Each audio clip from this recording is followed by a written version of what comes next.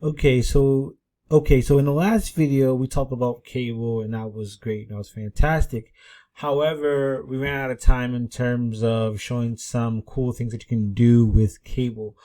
So let's go ahead and talk about that now. So there's a way for us to essentially make an HTML table have some real cool functionalities. So there's this thing called cable styling. So that allows you to create some styling within your actual cable table. However, when you copy and paste from this PDF document, it doesn't copy in the best format. So one of the first things is that there needs to be an additional parentheses, and this actual text, or at least this text of the quotations, is not correct. So we're going to have to change that as well. So we're going to just change that for each line. Okay. I know it takes a little bit, but it's fine. And then last but not least, responsive. So let me explain what each one of these things are doing. So strip, what that is doing is it's allowing you to have alternative colors per each line.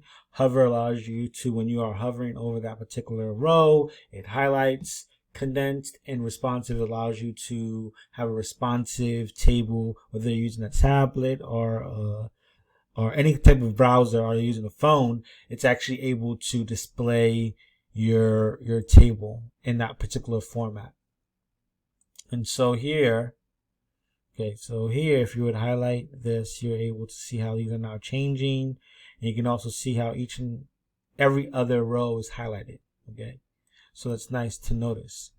So it's better than if you compare to what you would seen if you did not run this line. So if you don't run this line, this is what your table or your cable will look like.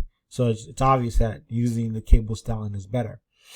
So one of the things that we can also do within cable styling is change the font size, as well as we can change some other aspects of the row and column specifications.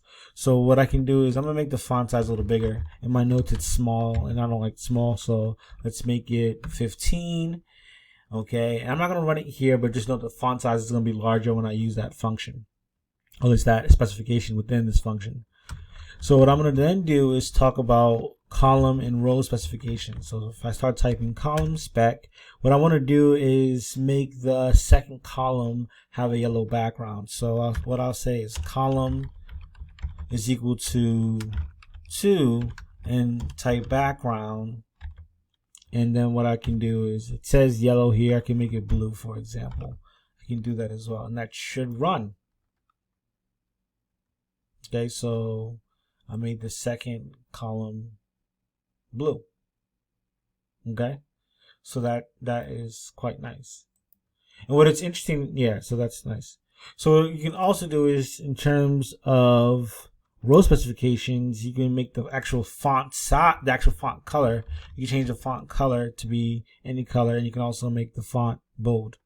So if you do row spec, you can say row is equal to 3 colon 5. When 5, for example, what that does, it says I want to look at row 3, 4, and 5. So if you type that and you want to see, validate what I'm saying, 3 colon 5, it writes 3, 4, 5. Okay, what we're now going to do is say that our background, or so we're looking to, we want to say bold is equal to true, and we say color is equal to green. Okay, this won't work. I need to make sure I have quotations. Okay, and bam. Okay, rows 3 through 5 are now green and they're bolded. Fantastic. You can. That isn't. Okay. Lastly, we can also change the width of the actual column. So if I wanted to go back to my column specifications, I can say I want my width to be equal to let's say 2 inches. Okay, 2 inches. And that's how you type inches in R, so you can read what you're saying. So when I run this, my second column is going to be huge. Okay, it's going to be huge. So it's 2 inches here. So you can do that as well, which is quite nice. It's quite nice. I'm going to ignore this adding group header, but these are some major highlights that you can do with cables. So you can make your tables look quite nice and nifty when it comes to working with cables. Yeah, so next video we'll talk about different visualizations, and again, like if you're finding pleasure in this, or you can also subscribe as well. Thank you, and see you in the next video.